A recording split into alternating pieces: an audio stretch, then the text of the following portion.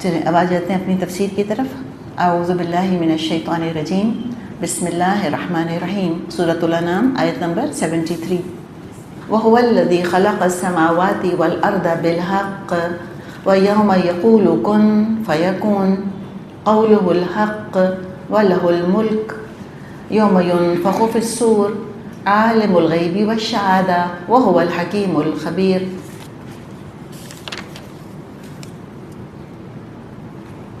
وہی ہے جس نے آسمان اور زمین کو برحق پیدا کیا ہے، اور جس دن وہ کہے گا کہ حشر ہو جائے اس دن ہو جائے گا. دیکھیں حشر لکھا ہوا نہیں ہے، یہ نہیں لکھا کہ جس دن ساعت آ جائے گی یا قیامت آ جائے گی. تو اس آیت میں ہم کیا دیکھ رہے ہیں؟ اختصار دیکھ رہے ہیں. الفاظ کو بہت کم استعمال کیا گیا ہے، بہت بڑے مطلب کو بہت کم الفاظ میں سمیٹا گیا ہے. اور اس کا طریقہ قرآن کیا اختیار کرتا ہے؟ بیچ بیچ میں گیپس چھوڑ دیتا ہے، فل ان دا بلینکس، کہ تم خود ہی وہ بلینکس فل کرتے چلے جاؤ. تو بات بہت طویل بھی نہیں ہوتی کہ انسان الجھنے لگ جائے، لیکن انتہائی گہرائی کے ساتھ حقیقت سامنے بھی آ جاتی ہے. خلق السماوات والارض بالحق، ٹھیک ہے، اس نے پیدا کیا آسمانوں اور زمین کو حق کے ساتھ. تو جس نے تخلیق کیا اس کو ختم بھی کر سکتا ہے. یوم، وہ دن آئے گا قیامت کا دن، وہ بھی حق کے ساتھ ہی آئے گا. تخلیق حق کے ساتھ ہوئی ہے تو پھر جو ختم ہوگا وہ بھی حق کے ساتھ ہوگا. جیسے اللہ نے پیدا کیا آسمان اور زمین کو کن کہہ کر، کلمہ کن، اور وہ وجود میں آ گیا سب کچھ. کن فیکون، اللہ نے کہا کن ہو جا اور وہ ہو گیا. اسی طرح اللہ تعالیٰ قیامت لے آئے گا، کوئی ٹائم نہیں لگے گا اس کو لانے میں. وہ یوم یقول کن، بس اس کو کہنے کی دیر ہے، کن فیکون، تو وہ ہو جائے گا. تو کچھ الفاظ آخرت کے لیے استعمال کیے ہیں اور کچھ الفاظ دنیا کی تخلیق کے لیے استعمال کیے ہیں. تو ان دونوں کو ملا کر پھر آپ دیکھیں مضمون کتنا خوبصورت بنتا ہے. قولہ الحق، اس کا ارشاد عین حق ہے. تم جب تک دنیا میں موجود ہو تم اللہ تعالیٰ کی بات مانتے رہو. جو دنیا میں رہنے کا طریقہ بتایا اس طرح دنیا میں رہو. جو آخرت کی تیاری کا مقصد، آخرت کی تیاری کا طریقہ بتایا اس طرح تم آخرت کی تیاری کرتے رہو. وَلَهُ الْمُلْكُ، اور بادشاہت اسی کی ہے، آج بھی اسی کی ہے. تو تمہاری ملکیت تو ہے نہیں، ملکیت تو اللہ کی ہے. تو تھوڑا ڈٹیچ ہو کے رہنا. کیوں؟ عنقریب یہ سب ختم ہونے والا ہے، آ رہا ہے ٹائم قیامت کا. یوم ینفخ فی الصور، وہ دن جب کہ سور میں پھونک مار دی جائے گی. تو تمہاری جو تم کو یہ زوم ہے کہ تمہاری ملکیت ہے، ساری حقیقت کھل کے تمہارے سامنے آ جائے گی. عالم الغیب والشہادہ، سب جانتا ہے اللہ تعالیٰ، سب کھلے چھپے کا حساب کتاب لے لے گا. ظاہری باطنی نعمتوں کی جواب دہی کرنی پڑے گی تم کو. وَهُوَ الْحَكِيمُ الْخَبِيرُ، اور وہ حکمت والا باخبر ہے، ہر چیز کا اس کو پتہ ہے. دنیا حکمت سے بنائی، ختم بھی کرے گا اپنی حکمت کے حساب سے. دنیا بنائی ہے، آسمان بنائے ہیں، ہر چیز کی خبر ہے یہاں کیا ہو رہا ہے، غافل نہیں ہے. اور تم کو بھی اچھی طرح جانتا ہے تم کیا کر رہے ہو، پوری خبر ہے اللہ کو تمہارے بارے میں. تو یہ یہاں پہ دراصل ایک آیت کے اندر بہت کچھ ہمیں سکھا دیا گیا، شروع سے لے کے اختتام تک بتا دیا گیا کہ بے مقصد کچھ نہیں. زمین آسمان سب با مقصد ہیں. ہمارا امتحان ہو رہا ہے یہاں پر. سارے ہنگامے، ساری رونقیں، ساری ٹیمپٹیشنز، ساری سجاوٹ یہاں پر، کچھ شیطان کے دھوکے، ان سب میں ہم کو دراصل حق کو پہچان لینا ہے ان کے اندر رہتے ہوئے. اور حشر کا جب دن آئے گا سب مردے سور کی آواز سن کر نکل آئیں گے. مسند احمد میں حدیث ہے، آپ صلی اللہ علیہ وسلم کے پاس ایک اعرابی آیا، بدو آیا، اور اس نے پوچھا اے اللہ کے رسول صلی اللہ علیہ وسلم سور کیا ہے؟ آپ نے فرمایا اس سے مراد وہ سینگ ہے جس میں پھونکا جائے گا. کیسا ہوگا اللہ ہی جانتا ہے. کچھ ہمیں اس کے بارے میں روایات ملتی ہیں اور ہم امیجن کر سکتے ہیں کہ وہ کیا سور کتنا بڑا ہوگا. کوئی بہرحال کوئی مخلوق ہے، کوئی آبجیکٹ ہے جس کے اندر اسرافیل علیہ السلام پھونک ماریں گے، اور اسرافیل علیہ السلام بس مقرر ہوئے ہوئے ہیں سور میں پھونک مارنے کے لیے. کام ہی ان کا یہ ہے کہ وہ اس میں پھونک ماریں گے. پہلا سور جب پھونکا جائے گا لوگوں پر گھبراہٹ طاری ہو جائے گی اور پھر موت طاری ہو جائے گی. پھر دوسرا سور پھونکا جائے گا، پھر سب زندہ ہو جائیں گے. تو انہیں کے سور میں بعض علماء نے 3 نفخے لیے ہیں کہ 3 دفعہ پھونکا جائے گا. ایک گھبراہٹ، دوسرا موت، تھرڈ دوبارہ قبروں سے نکلنا. ٹھیک ہے.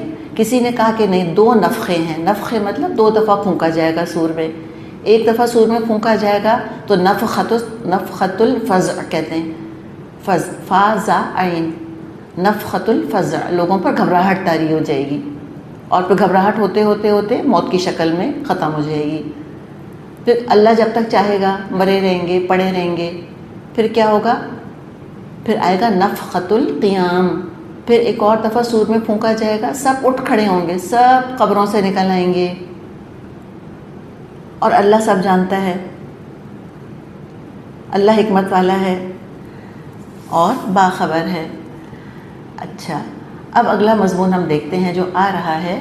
مشرکین مکہ کی غلطیاں واضح کر دی گئیں، جو مسٹیکس وہ کر رہے تھے، جو بھٹک رہے تھے، بھٹکا رہے تھے، بہک رہے تھے، بہکا رہے تھے. بہت بلیغ مثال کے ذریعے، بہت بلیغ تمثیل کے ذریعے ان کو سمجھایا گیا.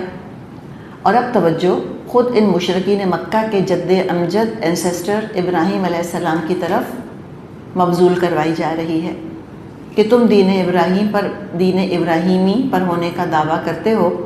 انہی کے بنائے ہوئے کعبہ کی وجہ سے تم کو عزت اور امن اور شرف اور رزق کے مواقع حاصل ہیں. انہوں نے تو ہمیشہ توحید کی دعوت دی، تمہارے جد امجد نے، اور شرک کرنے والوں کو سمجھایا اور روکا اور مناظرے کرے اور ڈیبیٹس کیں. مشرکین دراصل اپنے شرک کی جسٹیفیکیشن کے لیے کہا کرتے تھے کہ ہمارے باپ دادا یہی کرتے چلے آئے ہیں، اس لیے ہم بھی ایسا ہی کریں گے. تو ان کے اصل جد امجد ابراہیم علیہ السلام کی مثال دی کہ وہ تو اپنے باپ کے غلط عقیدے پر نہیں تھے. انہوں نے تو غلط عقیدے میں، غلطی میں اپنے ابو کو فالو نہیں کیا. تو تم کیسے دین ابراہیمی پر ہونے کے دعوے کر رہے ہو جب تم اپنے باپ دادا کی غلطیاں لے کے چلتے چلے جا رہے ہو؟ تو جو طریقہ ابراہیم علیہ السلام نے اختیار کیا وہ تم اختیار کرو. غلط کام کرنے والوں کو سمجھاؤ. اور پھر قرآن نے کئی مقامات پر والدین کے ساتھ حسن سلوک کی ترغیب دی ہے. تو یہاں بہترین مثال آ رہی ہے والد کے ساتھ حسن سلوک کی، کہ والدین اگر اللہ کو ناراض کرنے والا اور خود کو آگ میں گرانے والا کام کر رہے ہیں تو اولاد کا کام ہے حسن سلوک کرے ان کے ساتھ، سمجھائے ان کو، لیکن ادب کا دامن ہاتھ سے نہ چھوڑے. تب ہم ابراہیم علیہ السلام کے قصے کی طرف آتے ہیں. ابراہیم علیہ السلام کے جو قصے ہیں علمی لحاظ سے اعلیٰ ترین قصے ابراہیم علیہ السلام کی تبلیغ کے قصے ہیں. 2 الفاظ اگر ہم سن لیں، ابراہیم علیہ السلام کا طریقہ کیا تھا. ایک تو علمی جہاد تھا ان کا، تلواروں کے جہاد کا ہمیں ذکر نہیں ملتا. ایک تو ہم دیکھتے ہیں کہ کس طرح وہ، ہم کہتے ہیں نا تھنکنگ آن ہز فیٹ، کیسے وہ فوراً کے فوراً سوچتے ہیں اور کیسے وہ پھر اپنے مخاطب کو دیکھ کر اور اپنا آرگیومنٹ ڈیولپ کرتے ہیں. کس طرح تبلیغ کرنی ہے، پہلے وہ لوگوں کو جج کرتے ہیں کہ ان کا کیا مقام ہے، کیا مائنڈ سیٹ ہے، کیا ان کی نفسیات ہے، اس کے حساب سے ان سے بات کرتے ہیں. بہت خوبصورت طریقہ ہے بات کرنے کا. تو ہم 2 الفاظ کی بات کر رہے تھے. وہ 2 الفاظ کیا ہیں؟ نمبر 1 ہے استدراج اور دوسرا ہے توریہ.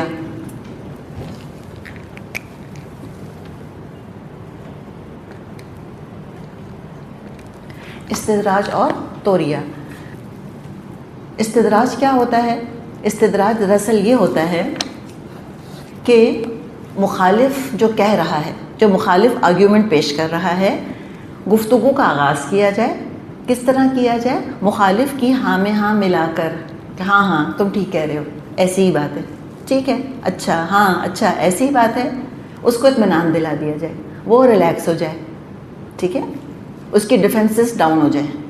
ایک طریقہ ہوتا ہے نا، جیسے کہ جنگ کے بارے میں آتا ہے الحرب خدعۃ، جنگ کیا ہے؟ دھوکہ ہے. تو کسی کو آف گارڈ پکڑ لینا، اس کے ڈیفنسز کو ڈاؤن کر دینا، یہ طریقہ ابراہیم علیہ السلام کا تھا. اطمینان دلا دیا کرتے تھے بحث کرنے والوں کو کہ اچھا ہاں یہ کہہ رہے ہو تم، وہ ریلیکس ہو جاتے تھے.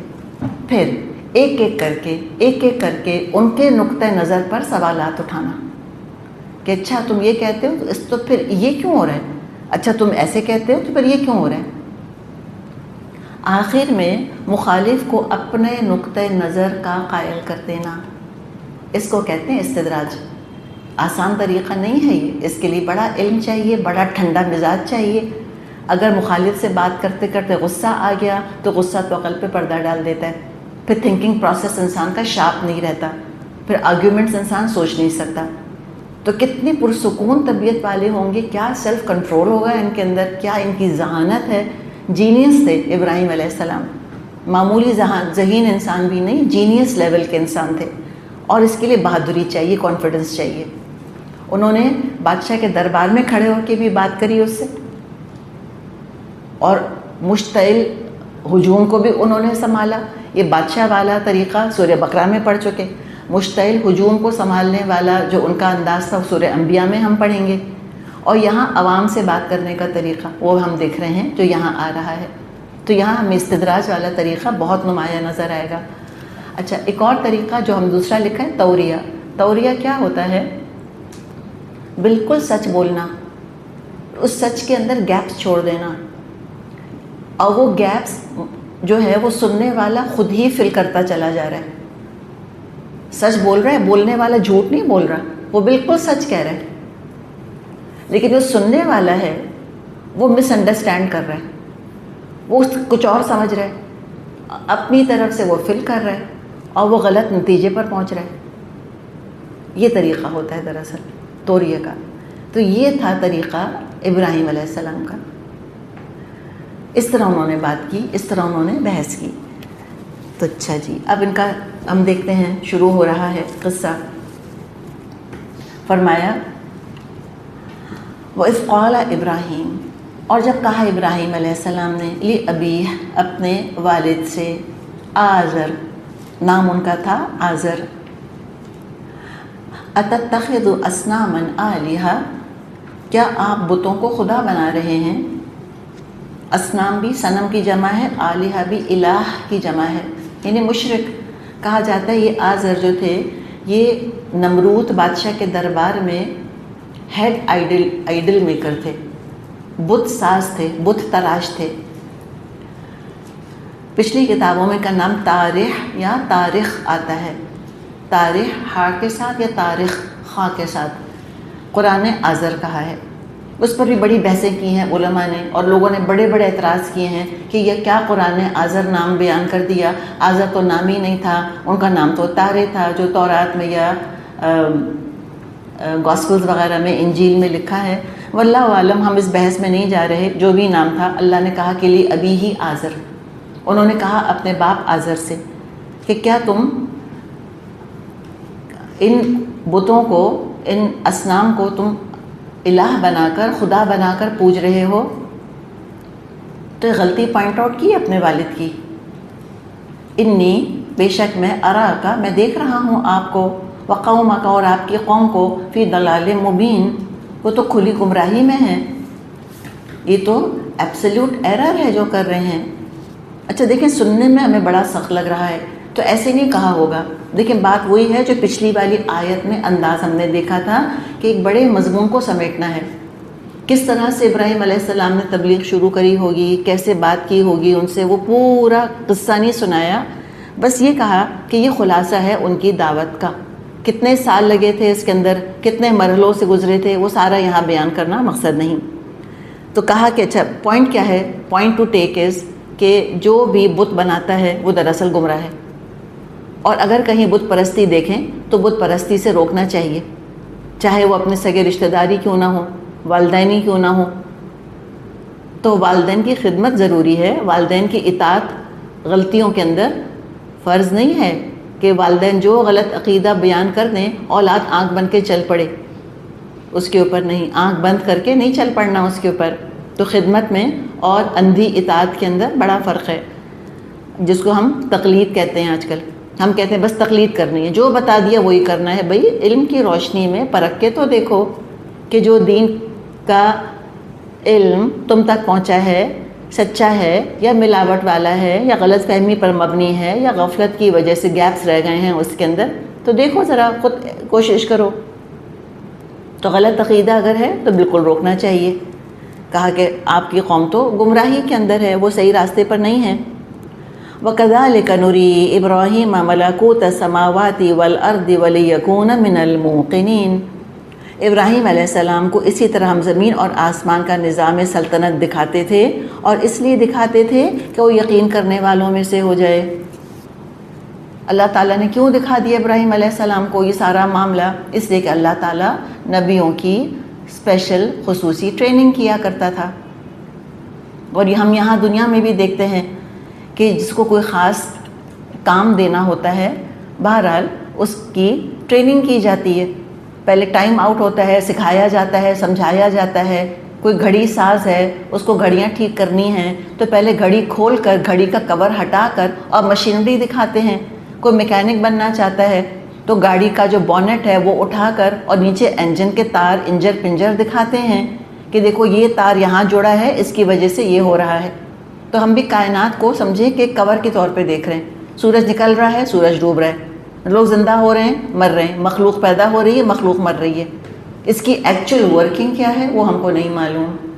تو اللہ تعالیٰ نے ابراہیم علیہ السلام کو غیب کے پردے اٹھا کر غیب کے پیچھے جو حقائق کار فرما ہیں، اللہ تعالیٰ کی قدرت جیسے کام کر رہی ہے، اللہ تعالیٰ نے وہ دکھا دیا۔ کیوں کیا؟ کیسے کیا؟ وہ تو ہم نے کیسے والا سوال اگر ہم پہلے ایڈریس کریں تو سورہ بقرہ میں ہم وہ 4 پرندوں کا ذکر پڑھ چکے ہیں کہ کیسے اللہ تعالیٰ نے کہا تھا کہ ٹھیک ہے 4 پرندے لو اور ان کو تم پھر اپنے آپ سے ہلا لو، پھر ان کو تم مار دو، پھر ٹکڑے ملا کر پہاڑوں پہ رکھ دو، پھر پکارو، دوڑتے چلے آئیں گے۔ تو اللہ تعالیٰ نے دکھا دیا کہ یہ پروسیس کیسے ہوگا۔ اسی طرح میں سورہ بقرہ میں پڑھا تھا، کوئی ایک شخص گزرا تھا، کوئی نبی ہی ہوں گے، ایک مردہ بستی پہ سے گزرے، کہ کہا کہ اللہ اس بستی کو کیسے زندہ کرے گا، تو ان کا گدھا بھی ان کے ساتھ تھا، وہ بھی مر گیا، وہ خود بھی مر گئے، کھانا تھا، وہ سارے قصے ہم نے پڑھ لیے۔ تو بعض دفعہ اللہ تعالیٰ عین الیقین کا اہتمام فرماتا تھا انبیاء کے ساتھ۔ اس لیے اچھا کیوں کرتا تھا، اس سوال پر آتے ہیں، لیکون من الموقنین، تاکہ وہ یقین کرنے والوں میں سے ہو جائیں۔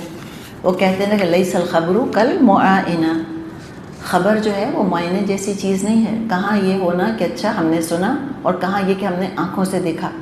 تو اللہ آنکھوں سے غیب کے حقائق رسولوں کو دکھا دیتا تھا تاکہ وہ یقین کی بھٹی بن جائیں، ایمان کی بھٹی بن جائیں، یقین ان کے وجود سے پھوٹے۔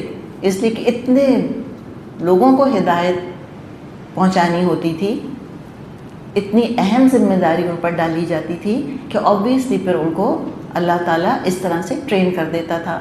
ہم بھی جانتے ہیں دنیا میں اگر میٹرک یا مثال کے طور پہ اگر بیچلر لیول پر کسی کو پڑھانا ہے تو اس کا خود ماسٹرز ہونا تو ضروری ہے نا، اور ماسٹرز لیول پر پڑھانا ہے تو پی ایچ ڈی ہونا ضروری ہے۔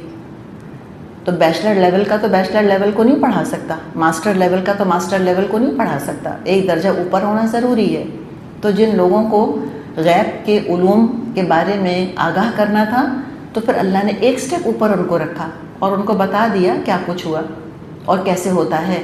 نبی اکرم صلی اللہ علیہ وسلم کو معراج کروائی، سر کی آنکھوں سے جنت اور جہنم آپ نے دیکھ لی۔ جبریل علیہ السلام کو سر کی آنکھوں سے ان کی اوریجنل شکل میں 2 دفعہ آپ صلی اللہ علیہ وسلم نے دیکھ لیا۔ تو پھر جب رسول کی زبان سے بات نکلتی ہوگی تو امیجن کریں کہ کس یقین کے ساتھ نکلتی ہوگی، اور ان کے نام ماننے والوں کے اوپر اور حجت تھی کہ یہ سر کی آنکھوں سے دیکھ کر آئے ہیں۔ سورہ نجم میں آتا ہے نا، فَتُمَارُونَهُ عَلَىٰ مَا يَرَىٰ، اے مشرکین عرب تم ہمارے رسول کو جھٹلاتے ہو ان چیزوں پر جو وہ آنکھوں سے دیکھ کر آئے ہیں، سدرۃ المنتہا تک ہو کر آئے ہیں، پھر جھٹلاتے ہو تم۔ تو اس لیے اللہ تعالیٰ نے ان کو یہ قدرت کی نشانیاں دکھا دیں، اس لیے کہ قوم ستارہ پرست تھی، اللہ نے آسمان کھول کر قدرت کی نشانیاں دکھا دی ہوں گی۔ کہ ہر چیز پر اللہ کی حکومت ہے، اس کی ملکیت ہے. اب یہی بات اپنی قوم کو سمجھانی تھی، میسج کنوے کرنا تھا. تو ایسا طرز خطاب اختیار کیا کہ قوم ان کی ہاں میں ہاں ملاتی رہی. آخر کار انہی کے مشاہدے کو دلیل بنا کر ان کی غلطی ان پر واضح کر دی. یہ ہے ان کی تبلیغ کا خاص انداز، گھیرا ڈالتے ڈالتے مخالف کو ایسی جگہ پر پہنچا دینا جہاں پر مزید بحث نہیں کر سکے وہ، پھر چپ ہونا پڑے گا اس کو. بادشاہ کے ساتھ بھی یہی کیا تھا انہوں نے، یاد ہے، اور عوام کے ساتھ اب کر رہے ہیں. اور یہ سارا طریقہ اللہ نے سکھایا تھا ابراہیم علیہ السلام کو. تو اپنی قوم سے ایسے بات کر رہے ہیں کہ ان کی غلطی ان پر واضح ہو جائے. اچھا، اب کیا طریقہ ہے اس کو دیکھتے ہیں. فرمایا، یاد ہے نا آپ کو قوم کیا تھی؟ ستارہ پرست. اچھا، ایک اور چیز یاد رکھیں، جو ار کا علاقہ تھا جہاں پہ یہ ابراہیم علیہ السلام کی پیدائش ہوئی تھی، بیبیلون کا شہر ہے ار، UR. اس کے کھنڈرات وغیرہ بھی نکل آئے ہیں. یہ جگہ وہ تھی جو کہ آج ہم سمجھیں کہ یونائٹڈ اسٹیٹس آف امریکہ ہے. ساری ترقی یہیں تھی، لینگویج یہیں پر ایجاد ہوئی، نمبرز یہیں پر ہوئے، میتھ وغیرہ میں بہت تیز تھے، کنسٹرکشن کیا کرتے تھے، آرکیٹیکٹ تھے ان کے ہاں، آرکیٹیکچر بہت اچھا تھا. یعنی جو علوم، فنون، ٹیکنالوجی وغیرہ کے ہوتے ہیں ان سب میں اس قوم کو لیڈرشپ پوزیشن حاصل تھی. علوم اور فنون میں بہت ماہر تھے. اور جو عقل مند ہوتے ہیں، ٹیکنالوجی میں، سائنس میں ایڈوانسڈ ہوتے ہیں، ظاہر ذہن ہے، علم ہے، تو پھر وہ آرگیومنٹیٹیو بھی بہت ہوتے ہیں. بہت حجت باز قوم تھی، سیدھی طرح بات سمجھا نہیں کرتی تھی، بہت بحث والی قوم تھی. تو پھر اس طرح سے ابراہیم علیہ السلام آتے ہیں کہ ڈائریکٹلی فیس ٹو فیس بحثیں نہیں کرتے، بلکہ ان پر اس اینگل سے آتے ہیں کہ وہ خود اپنی بات میں پھنس کے رہ جائیں. تو اب کیا ہوا، چونکہ وہ ستارہ پرست قوم تھی تو اب ستاروں سے آغاز کر رہے ہیں بات کا. فَلَمَّا جَنَّ عَلَيْهِ اللَّيْلُ رَأَىٰ كَوْكَبًا، چنانچہ جب رات اس پر طاری ہوئی تو اس نے ایک تارا دیکھا. اکیلے نے نہیں دیکھا، خود بھی تھے اور قوم تھی. ظاہر ہے جب جس زمانے میں لائٹ وائٹ نہیں تھی، اوبویسلی اور کے اندر الیکٹریسٹی نہیں تھی، اور پھر بہت ساری باتیں ہم خود فل ان دا بلینکس کر سکتے ہیں. یعنی گرمیوں کے دن ہوں گے، اوبویسلی تب لوگ کیا کرتے تھے، خود ہم نے بھی سنا اپنے بزرگوں سے کہ پھر چارپائیاں وغیرہ باہر ڈال دی جاتی تھیں اور باہر سوتے تھے، اس لیے کہ باہر ٹھنڈا زیادہ ہوتا تھا اور اندر گرمی ہوتی تھی گھروں کے اندر. تو باہر یا ایسے کہ رات کو باہر بیٹھ کے بات چیت کیا کرتے تھے. آگے بھی ہم سورہ مومنون میں پڑھیں گے. سامر کہتے ہیں وہ لوگ جو چاندنی رات میں بیٹھ کے اور کہانیاں وہانیاں سناتے ہیں. تو یہ بھی بیٹھے ہوں گے، قوم کے ساتھ بیٹھے ہوں گے، لوگ بھی بیٹھے ہوں گے. تو دیکھا ایک تارا ہے. اب دیکھیں بات کیا کر رہے ہیں، اپنے آپ سے بات کر رہے ہیں. لگ ایسے رہا ہے، ان سے خطاب نہیں کر رہے. کیوں نہیں کر رہے؟ ابھی ہم نے بات کی تھی نا، بہت مناظرے باز قوم تھی، بہت جھکی لوگ تھے، الد الخصام قسم کے، لپٹ جاتے تھے بحث کرنے میں. ان کو ایڈریس ہی نہیں کیا. ایسے جیسے کہ انسان خود ہی بیٹھے بیٹھے کچھ سوچ رہے. اور یہ کون ابراہیم علیہ السلام جو کانسٹنٹلی ان کو توحید کی دعوت دے رہے ہیں، کہہ رہے ہیں بت پرستی منع ہے، بت پرستی گمراہی ہے. ابھی قوم بیزار آ رہی تھی، تنگ ہو رہی تھی. وہ تو بت پرستی بھی تھی، ستارہ پرستی بھی تھی. اب تارے کو دیکھا، انہوں نے کہا اچھا، تارا دیکھ کے کہا قال ھذا ربی، کہا یہ ہے میرا رب. کہ ٹھیک ہے بت تو رب نہیں ہے، یہ ستارہ رب ہے. مجھے لگ رہا ہے کتنا سینس آف ریلیف ہوا ہوگا قوم کو. انہوں نے سوچا ہوگا کہ شکر ہے کسی خدا کو تو مانا ہمارے، چلو بتوں کا انکار کر رہا ہے تو ستاروں میں تو کرشمہ مان رہا ہے کم از کم. ٹھیک، اس طرح سے بات کی. اچھا، اب اس پر ہم جو گہرائی کی بات کر رہے تھے نا، ساری گہرائی یہاں پر آتی ہے. کیا ابراہیم علیہ السلام حقیقت میں یہ سمجھ رہے تھے کہ یہ ستارہ رب ہے؟ یہ تو ناممکن ہے. اس کے لیے بھی عجیب و غریب کہانیاں ہیں جو کہ بنائی گئی ہیں. ہم ان چکروں میں اور اس بحث میں پڑھتے ہی نہیں. ہم اس جملے کو دیکھتے ہیں، ان دو الفاظ کو جو انہوں نے کہا کہ ھذا ربی. کس طرح سے کہا؟ نمبر 1، حیرت اور تعجب سے کہ اس کے لیے تم کہتے ہو، اس تارے کو تم کہتے ہو ھذا ربی، یہ میرا رب ہے. یہ کوشچن کا انداز ہے. اچھا، نمبر 2، وہ کہتے ہیں علماء کہ یہاں کچھ الفاظ محذوف ہیں. اور اس محذوف کی انڈرسٹوڈ کی مثال ابھی پیچھے آیت میں گزر چکی ہے. محذوف ہے یعنی وہ کہہ رہے ہیں کہ یہ میرے رب کا پیدا کیا ہوا ہے، یہ میرے رب کا عمل ہے، یہ میرے رب کی تخلیق ہے. ھذا تخلیق ربی، یہ مطلب ہے ان کا کہ میری رب کی قدرت ہے. ٹھیک، دو سمجھ آ گئی آپ کو دو چیزیں. اچھا، تیسرے وہ کہتے ہیں کہ ایک طنز و مزاح کے طور پہ کہا تھا، او ہو ھذا ربی، یہ ہے رب میرا. اچھا، یہ انداز قرآن میں موجود ہے جو قوموں نے رسولوں کے ساتھ اختیار کیا. رسولوں کا مذاق اڑاتے ہوئے قومیں کہتی تھیں اچھا یہ ہے وہ شخص جس کو اللہ نے رسول بنا کر بھیجا ہے، یہ ہے تمہارے رسول صاحب. اچھا جو خود کو رسول سمجھ رہے ہیں. یہ طریقہ قرآن میں آتا ہے. تو یہ انہوں نے طنز و مزاح کا انداز اختیار کیا ہے یہاں پر. اچھا ھذا ربی، یہ ہے. اچھا، تو کہا کہ چلو ٹھیک ہے، یہ مختلف جو ہے انہوں نے طریقے اختیار کیے. پھر کیا ہوا؟ پھر دیکھتے رہے اس کو. تو پھر کیا ہوا؟ فلما افل، جب وہ ڈوب گیا، قال لا احب الافلین، تو کہا کہ میں تو ڈوبنے والوں سے محبت نہیں کرتا.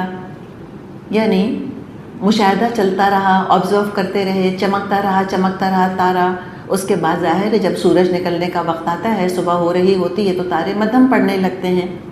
تو کہا کہ چلو ذرا عقل کی روشنی میں دیکھتے ہیں، تم نے جس کو رب بنایا ہوا ہے اس قابل ہے بھی کہ نہیں. جب وہ ڈوب گیا تو کہا میں تو ڈوبنے والے کو خدا کیسے بناؤں، تم ہی بتاؤ. بس اب تم بتاؤ نا، تم پہ ہے ذمہ داری جواب کی. وہ تو ڈوب گیا خود، تو ڈوبنے والا خدا کیسے ہو سکتا ہے؟ اگر ڈوب گیا تو کمزور ہے. کمزور اور زوال والی چیز پہ ترس اور رحم تو کھا سکتے ہیں، اسے دعا تو نہیں کر سکتے، اسے طاقت تو نہیں مانگ سکتے. اگر طاقت ہوتی تو خود کو ڈوبنے سے بچا لیتا، چمکتا رہتا. تو یہ تو خدا نہیں ہو سکتا. تو ایک چیز آؤٹ آف دا وے ہو گئی. تاروں کو تو انہوں نے ریجیکٹ کروا دیا، کر بھی لیا، ریجیکٹ کر دیا. اب کیا ہوا؟ اب اوبویسلی ایک ہی دن تو سارا کچھ نہیں ہوا ہوگا نا. ابھی کئی دنوں کی کہانی ہے جو قرآن ہمیں سنا رہا ہے. کچھ عرصہ گزرا ہوگا، اس کے بعد پھر کیا ہوا؟ پھر وہی ہوگا، باہر ہوں گے، رات کا وقت ہوگا، سب باہر بیٹھے ہوئے ہوں گے. فلما رأى القمر، اور پھر انہوں نے دیکھا چاند کو. اور ہم جانتے ہیں کہ جب سے الیکٹریسٹی آئی ہے لوگ آسمان سے بہت غافل ہو گئے. ایک تو دنیا کی روشنیوں نے بھی آسمان کی روشنیوں کو مدھم کر دیا، اور میرے خیال ہے شاید مہینوں گزر جاتے ہوں گے کہ ہم کبھی نکل کے چاند تاروں کو تو دیکھیں. تو ہم بہت ڈسٹینٹ ہو گئے ہیں نا قدرت سے. ان کی تو روزمرہ کی زندگی میں یہ چیزیں آبزرویشن کے اندر شامل تھیں. تو جو قوم روزمرہ دیکھتی تھی اسی کی مثالیں دی جاتی تھیں، اور وہ ان کی پرستش بھی کیا کرتے تھے. آل دا مور ریزن کہ اس کے بارے میں بات کی جائے. تو نبی اکرم صلی اللہ علیہ وسلم جب عربوں سے بات کرتے ہیں، اللہ تعالیٰ جب عربوں کی طرف پیغام پہنچاتا ہے تو چاند تاروں کی باتیں بہت کم ہوتی ہیں وہاں پر. زیادہ تر کس کی بات ہوتی ہے؟ ریگستان کی. کس کی بات ہوتی ہے؟ اونٹ کی بات کی جاتی ہے. تو جو قوم جو چیز آبزرو کر رہی ہوتی تھی اسی کے حساب سے پھر تبلیغ کی جاتی تھی. عین حکمت کے تقاضے ہیں سارے. اب کیا ہوا؟ فلما رأى القمر بازغا، جب چاند چمکتا نظر آیا، قال ھذا ربی، کہا یہ میرا رب ہے. تارے سے بڑی چیز کیا ہے؟ چاند. پھر قوم کی توجہ اس کی طرف دلائی، اور وہ سارا آرگیومنٹ آپ اس پر اپلائی کر لیں جو اوپر ہم نے بات کی کہ کوئی محذوف چیزیں ہیں، یا حیرت کے طور پہ کہہ رہے ہیں، یا طنز و مزاح کے طور پہ کہہ رہے ہیں. پھر لوگ دیکھتے رہے چاند کو، دیکھتے رہے چاند کو. پھر کیا ہوتا ہے؟ پھر صبح ہونے والی ہوتی ہے، پھر چاند کی روشنی مدھم پڑتی ہے. فلما افلا، پھر جب وہ ڈوبنے لگ گیا، اوبیسلی چاند ڈوبتا تو نہیں نہ جاتا کدھر ہے، ہوتا وہی ہے، مراد ہے مدھم پڑنے لگ گیا. قال، کہا پر اب ابراہیم علیہ السلام نے، لئن لم یہدنی ربی لکونن من القوم الضالین، کہ اگر میرے رب نے میری رہنمائی نہ کی ہوتی تو میں بھی گمراہ لوگوں میں شامل ہو گیا ہوتا. چمک مان پڑ گئی. کہا یہ خدا کیسے ہو سکتا ہے؟ یہ تو میرے رب کا کمال ہے جو اس کو چمکاتا ہے. اپنے قول سے قوم کو پیغام دیا کہ تم بھی اللہ سے ہدایت کی دعا کرو. ڈائریکٹلی قوم کو ایڈریس ہی نہیں کر رہے. وہ اتنی ضدی قوم ہے کہ اگر کہا جائے گا کہ تم کرو، کہیں گے ہم نہیں کرتے. تو بس خود ہی لگتا ہے اپنے آپ سے باتیں کر رہے ہیں، خود ہی اپنے آپ کو سنا رہے ہیں، خود ہی کچھ سوچ رہے ہیں، جیسے کہ ان کی باتوں میں کوئی وزن ہے جس کو محسوس کر رہے ہیں. تو قوم ریلیکس ہو گئی نا، خوش ہو گئی. اس کے بعد پھر پریشان ہو گئی کہ اوہو یہ تو کہہ رہے تو ڈوب گیا، ڈوبنے والا خدا نہیں ہو سکتا. اور پھر خود ہی دعا کر رہے ہیں کہ اگر میرے رب نے مجھ کو ہدایت نہیں دی تو میں تو گمراہ ہو جاؤں گا. قوم سے نہیں کہہ رہے کہ تم ہدایت مانگو، کہیں گے تو نہیں، مانگیں گے ہی نہیں. خود مانگ رہے ہیں اور اپنے عمل سے بتا رہے ہیں کہ تم بھی ہدایت کی دعا کرو. اب کیا ہوا؟ فَلَمَّا رَأَى الشَّمْسَ بَازِغَةً، پھر جب سورج کو دیکھا، اس کو روشن دیکھا، قَالَ هَذَا رَبِّي هَذَا أَكْبَرُ، کہا یہ سب سے بڑا ہے، یہ میرا رب ہے، یہ تو سب سے بڑا ہے. اب چاند سے بھی بڑی چیز سورج. کیا کہا؟ ہاذا ربی، ہاذا اکبر، یہ ہے میرا رب، یہ ہے سب سے بڑا. اچھا جناب، عربی زبان میں سورج مؤنث ہے، اس کے لیے ہذہ آنا چاہیے تھا، ٹھیک ہے، لیکن انہوں نے ہاذا کہا. پھر کیا مطلب ہے اس کا؟ اس کا مطلب ہے کہ آدھا جملہ معذوف ہے.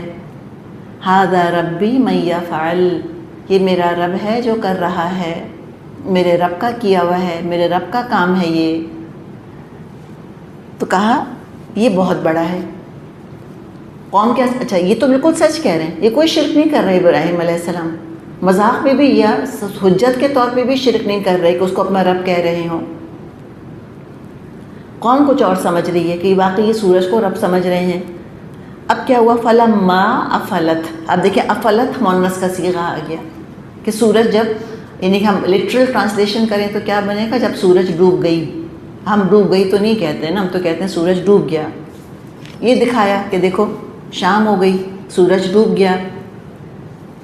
تو اب قوم پر علمی حجت قائم کر دی. قال یا قوم انی بریء مما تشرکون، اے میری قوم میں ان سب سے بیزار ہوں جن کو تم اللہ کا شریک بناتے ہو. کیا خوبصورت طریقہ ہے.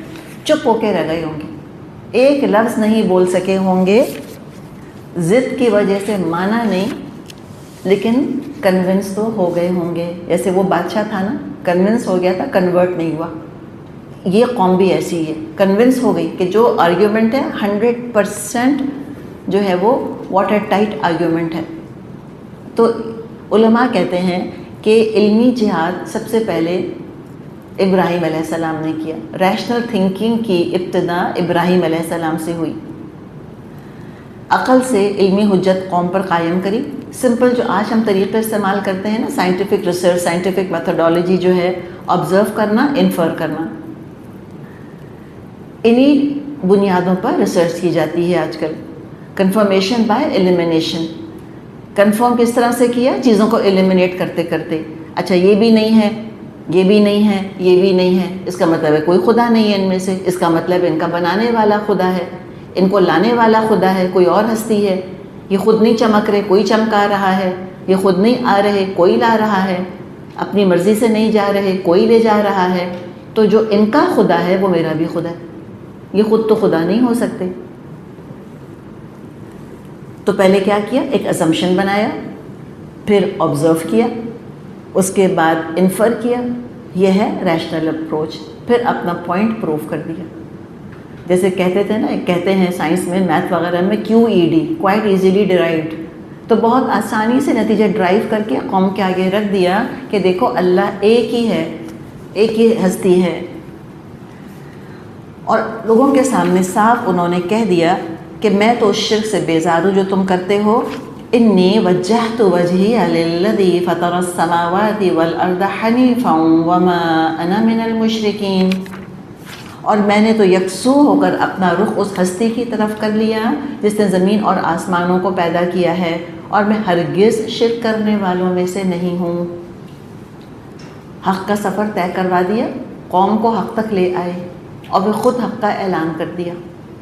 کہا کہ میں تو شرک نہیں کرتا.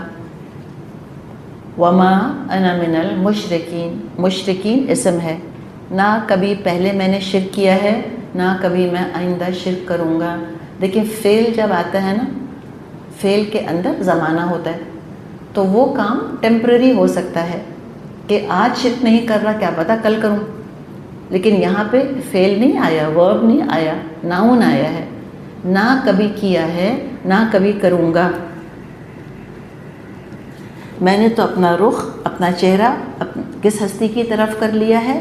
للذی، الذی نہیں کہا، الذی، الہ اور لا، لام کے اندر فرق ہے، صرف سمبولک بات نہیں ہے بلکہ میری پوری زندگی اللہ کے لیے ہے، للذی، لیے اللہ کے، زندگی میری اللہ کے لیے ہے۔ اور پھر اس میں بہت ایک باریک نقطہ ہے، یہ بتوں کو سامنے رکھ کے سجدہ کیا کرتے تھے نا، یعنی اگر بت موجود نہیں ہیں، یہ بت خانے کے اندر نہیں ہیں تو پھر یہ سجدہ کر ہی نہیں سکتے تھے۔ تو کہا کہ میرا رب کہیں قید نہیں ہے۔ ہم نے سورہ بقرہ میں پڑھا تھا کہ اینما تولوا فثم وجہ اللہ، جہاں رخ تم پھیرو گے وہیں تم اللہ کو پاؤ گے۔ تو ان کی تو مجبوری تھی، ان کو تو بت خانے میں، مندر میں جا کر بت کو سامنے رکھ کر ہی سجدہ کرنا ہوتا تھا۔ انہوں نے کہا کہ میری زندگی صرف کسی ایک جگہ تک محدود نہیں ہے جہاں اللہ کی عبادت کرتا ہوں، میں ساری زندگی اللہ کے لیے میں نے تو مخصوص کر دی ہے، جس نے کہ پیدا کیا ہے آسمانوں کو، زمین کو، اور میں حنیف ہوں بالکل، اور میں مشرکوں میں سے ہرگز بھی نہیں۔ اب کیا ہوا؟ وحاجہ قومہ، اس کی قوم اسے جھگڑنے لگی۔ بات کی تھی ہم نے ابھی سائنس کی، ٹیکنالوجی کی، کہ بہت ایڈوانسڈ قوم تھی، بہت عقل مند تھے، اس لیے بڑے آرگومنٹیٹیو تھے۔ عجیب بات ہوتی ہے، اور یہ ہم آج بھی دیکھ رہے ہیں کہ وہ قومیں جو کہ تاروں پر کمند ڈال رہی ہیں، لٹرلی اتنی ایڈوانسڈ ہیں سائنٹیفکلی، لیکن جب حق کی بات آتی ہے اور اللہ کو پہچاننے کی بات آتی ہے تو عقلوں پر پتھر پڑ جاتے ہیں۔ ساری مخلوق نظر آ جاتی ہے، خالق نظر نہیں آتا ان کو۔ سارا سائنٹیفک اپروچ ان کا دھرا کا دھرا رہ جاتا ہے اپنی جگہ، سارے ثبوت دیکھ کر بھی اندھے ہو جاتے ہیں، سارے دلائل سن کر بھی بہرے ہو جاتے ہیں۔ یہی قوم کا حال تھا۔ خوب ابراہیم علیہ السلام سے بحث کرنے پر آمادہ ہو گئے۔ انہوں نے کیا کہا؟ جواب دیا، قال، ابراہیم علیہ السلام نے کہا، اتحاجونی فی اللہ، کیا تم اللہ کے بارے میں جھگڑتے ہو مجھ سے؟ ایک سمپل سوال، آگے سورۃ ابراہیم کے اندر بالکل یہ طریقہ آئے گا کہ رسولوں نے قوموں سے کہا، افی اللہ شکن، کیا اللہ کے بارے میں شک ہے تم کو؟ ایسے عقل پرست ہو گئے ہو کہ فطرت تم کو بالکل نظر نہیں آتی ہے، اپنی فطرت کی پکار نہیں سنتے تم؟ افی اللہ شکن، کیا اللہ کے بارے میں شک ہے؟ تو وہی طریقہ انہوں نے کہا کہ تم اللہ کے بارے میں جھگڑ رہے ہو مجھ سے، وقد ہدانی، اور حالانکہ اس نے ہدایت دے دی مجھ کو، ولا اخاف ما تشرکون ابھی، میں نہیں ڈرتا اس سے جن کو تم شریک ٹھہرا رہے ہو۔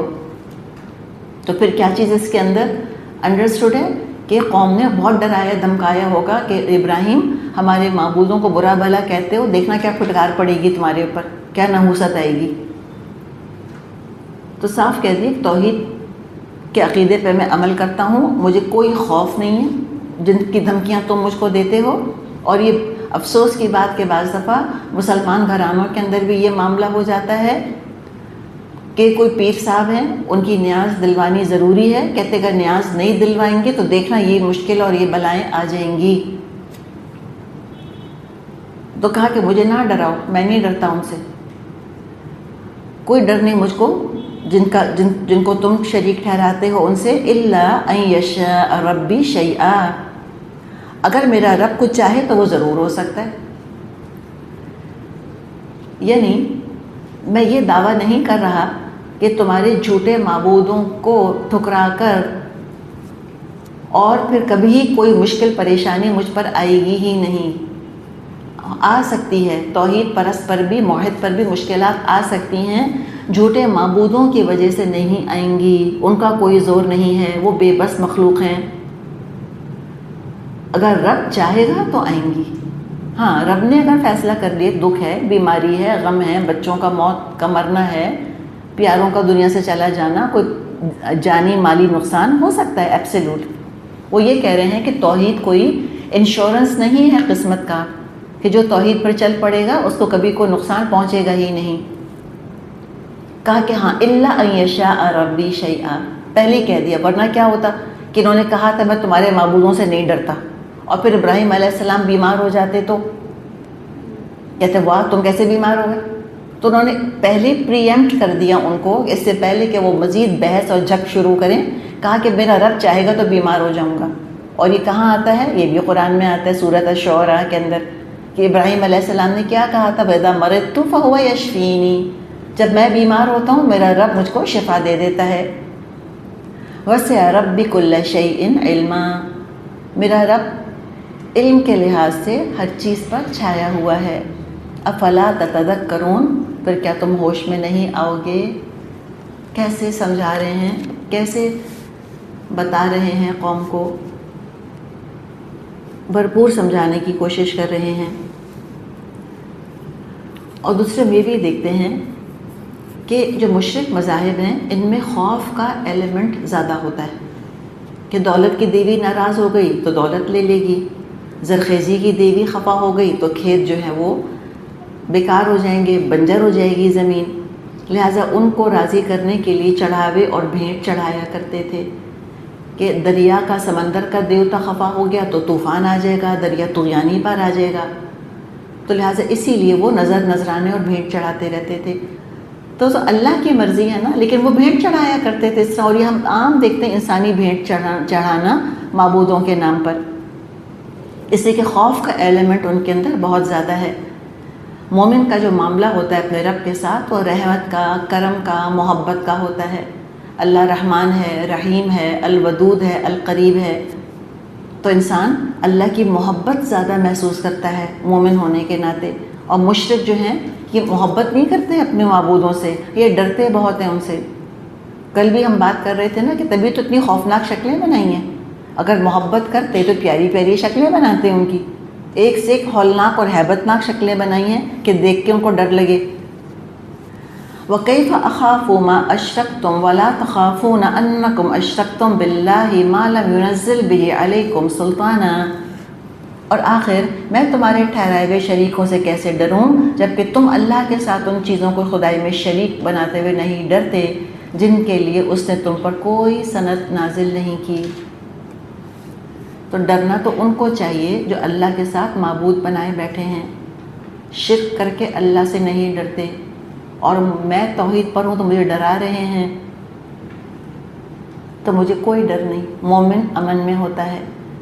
فَأَيُّ الْفَرِيقَيْنِ أَحَقُّ بِالْأَمْنِ، بتاؤ ہم دونوں فریقوں میں کون زیادہ بے خوفی اور امن کا مستحق ہے. یہ کون ہیں دو فریق؟ مشرک اور موحد، توحید والے اور شرک کرنے والے. کون زیادہ امن کا مستحق ہے؟ ان کنتم تعلمون، بتاؤ ذرا مجھ کو اگر تم علم رکھتے ہو. پھر خود ہی جواب دیا کون امن کا زیادہ مستحق ہے؟ الذین آمنوا، وہ لوگ جو ایمان لائے.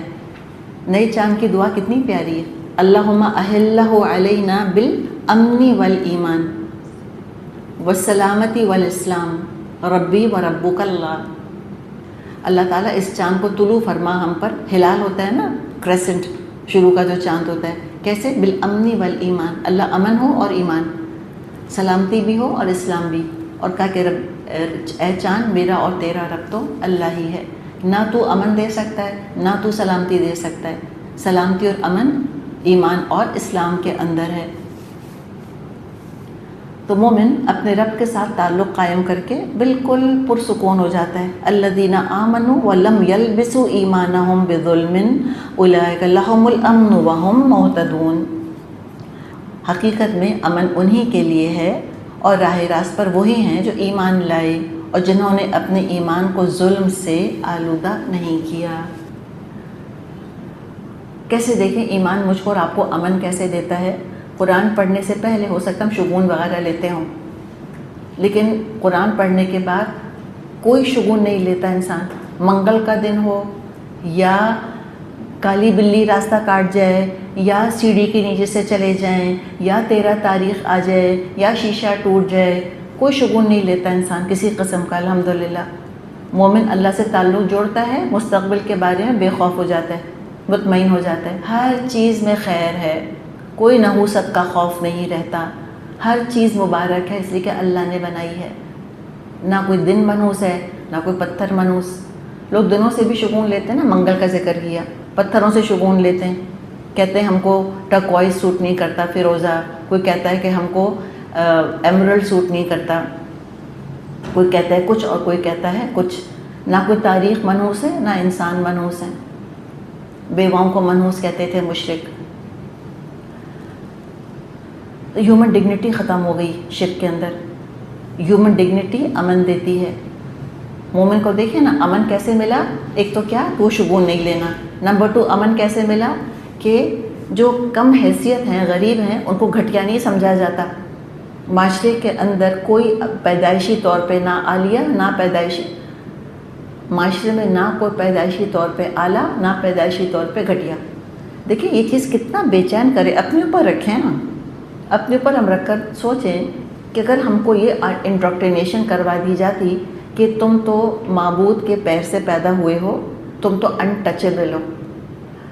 کتنا آپ دیکھیں انسان کو پریشان کرنے والا یہ نظریہ اور یہ عقیدہ ہے کہ اگر اس گلاس میں میں نے پانی پی لیا، فار ایگزامپل میں نے اس گلاس کو چھو لیا، اس گلاس سے اگر میں نے پانی پی لیا، تب آپ لوگ اس گلاس کو ہاتھ نہ لگائیں. انٹچیبل اس کو کہتے ہیں، اچھوت. ہمیں اندازہ نہیں ہے اچھوت کیا چیز ہے. یہ حال تھا ان کا اور ہندوؤں کے ہاں کہ اگر کوئی اچھوت، جس کو کہ وہ شدرے کہتے ہیں کہ یہ بالکل ہی بیکار لوگ ہیں، معبود کے پیروں سے بنے ہوئے کچرا جس کو کہ ہم کہیں، اگر وہ ان کی کوئی ریلیجس ٹیکسٹ کی آواز بھی سن لیتے تھے، ان کے کانوں میں لوہا پگھلا کے ڈال دیتے تھے کہ تم نے سنا کیسے، تمہارے کان گندے ناپاک، تم نے یہ پاک کلام سن کیسے لیا. براہمن کو اگر چھو دیتے تھے تو سزائیں تھیں. یہ ان کا معاملہ تھا. براہمن جس راستے سے چلتے تھے اس راستے پہ یہ چل نہیں سکتے تھے.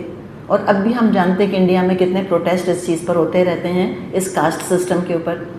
تو خود امیجن کریں کہ وہ کیا حال ہے کہ ہم چیزوں کو ٹچ نہ کر سکیں اور صرف ہمارے چھونے سے کہیں کہ یہ چیز ناپاک اور گندی ہو گئی ہے اور تم ہماری چیزوں کو ہاتھ نہیں لگا سکتے. تو کیا کوئی ملتی جلتی چیزیں ہم نے اختیار کی ہیں اپنے معاشرے کے اندر؟ جی بالکل کی ہیں. یہ چیز امن نہیں دیتی.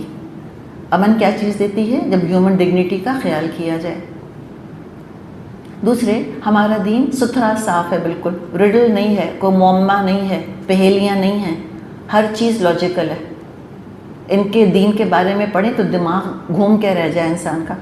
پتہ نہیں اللہ جانے کتنے خدا ہیں، کروڑوں کے حساب سے، اور عجیب و غریب قسم کے خدا ہیں. عجیب موڈی ہیں. کبھی غصہ آ گیا تو تباہ کر کے بیٹھ گئے چیزوں کو، خوش ہو گئے تو کچھ اور کر کے بیٹھ گئے. اور نہ صرف موڈی ہیں بلکہ بد کردار بھی ہیں، زانی بھی ہیں، انسیسٹ بھی کرتے ہیں. اس دیوتا کی نظر اس دیوتا کی بیوی کے اوپر ہے، اس بیوی کا فیر فلاں جو ہے فلاں دیوتا سے ہو گیا ہے، اس دیوتا کے اس سے ان کا کوئی ناجائز بچہ بھی پیدا ہو گیا ہے، وہ بھی خدا بن کر بیٹھ گیا. اس قدر عجیب و غریب قسم کا گورکھ دھندا ہے. اور آپ دیکھیں بد کردار موڈی قسم کے لوگوں میں اگر ہم رہتے ہوں، اللہ نہ کرے تو ہمارا امن رخصت ہو جائے، ہمارا ذہنی چین ختم ہو کے رہ جائے. کہاں خداؤں کا موڈی ہونا. جھگڑے ہوں تو انسان کے گھر کا امن ختم ہو جاتا ہے. ان کے تو خدا ہی لڑتے رہتے تھے ہر وقت، ان کا آپس میں لڑائی جھگڑا ختم نہیں ہوتا تھا. اور جیسے بھی ہم نے شروع میں بات کی تھی آزر نام کے بارے میں کہ بعض مشرکانہ مذاہب میں تصور یہ پایا جاتا ہے کہ خدا جو ہیں انسانوں سے حسد کرتے ہیں، لہٰذا ان کو دھوکہ دینے کے لیے نعمتیں چھپا لیا کرتے تھے. مثال کے طور پہ خوش ہوں گے تو کہیں گے میں تو بہت پریشان ہوں، میں تو بہت پریشان ہوں، ایسی باتیں. تو جب یہ تعلق ہے لوگوں کا اپنے خداؤں کے ساتھ تو امن کہاں سے آئے گا؟ تو امن کس کے لیے ہے؟ مشرکوں کے لیے کوئی امن نہیں ہے. امن سارے کا سارا مومن کے لیے ہے. دنیا میں بھی پرسکون ہوتا ہے. دین ہمارا لاجیکل ہے، سینسیبل ہے، اسٹریٹ فارورڈ ہے، سمپل ہے. کوئی 50,000 خدا نہیں ہے، ایک الہ، ایک اللہ، اس کی عبادت، اس کو راضی کرنا، سمپل سیدھی سادی عبادتیں ہیں. کوئی شگون نہیں ہے، کوئی چیزیں ان سائنٹیفک نہیں ہیں اس کے اندر، سمجھ نہ آئیں، تو لہٰذا اپنے ایمان کو جو قائم رکھیں گے وہ کون ہوں گے؟ امن میں رہیں گے اللہ کے پاس بھی، اور اپنے ایمان کو وہ پھر ظلم سے ملوث نہ کریں۔ تو صحابہ یہ سن کے تھوڑا پریشان ہو گئے کہ کون ہم میں سے ہے ایسا جس سے کبھی نہ کبھی ظلم نہ کیا ہو، حق تلفی نہ کی ہو۔ تو پھر اس پہ آپ صلی اللہ علیہ وسلم نے فرمایا کہ تم سمجھ رہے ہو وہ بات نہیں ہے، کیا تم نے لقمان کا قول نہیں سنا جو اپنے بیٹے سے کہہ رہے تھے کہ ان الشرک لظلم عظیم، کہ یقیناً شرک بہت بڑا ظلم ہے۔ تو یہاں ظلم سے مراد کیا ہے؟ قرآن خود اپنی تفسیر کرتا ہے، القرآن یفسر بعضہ بعضا، قرآن کا بعض حصہ بعض حصے کی تفسیر کرتا ہے۔ تو ظلم سے مراد یہاں کیا ہے؟ شرک، کہ بس جس نے اپنے ایمان کے اندر شرک کی ملاوٹ اگر نہیں کری، اولئک لہم الامن، ان لوگوں کے لیے امن ہے، آخرت میں امن سے ہوں گے، کوئی خوف نہ ہوگا، وہم مہتدون، اور یہی ہدایت یافتہ لوگ ہیں۔ تو اللہ تعالیٰ سے بس ہم دعا کریں کہ اللہ تعالیٰ ہمارا عقیدہ ہمیشہ پختہ رکھے، اور نہیں ہے تو پختہ کر دے، اور ہے تو پختہ رہے۔ اللہ تعالیٰ ہم کو امن اور ایمان اور سلامتی اور اسلام کی نعمتوں سے کبھی بھی محروم نہ کرے۔ وآخر دعوانا ان الحمد للہ رب العالمین، سبحانک اللہم وبحمدک، نشہد ان لا الہ الا انت، نستغفرک ونتوب الیک۔ السلام علیکم ورحمۃ اللہ وبرکاتہ۔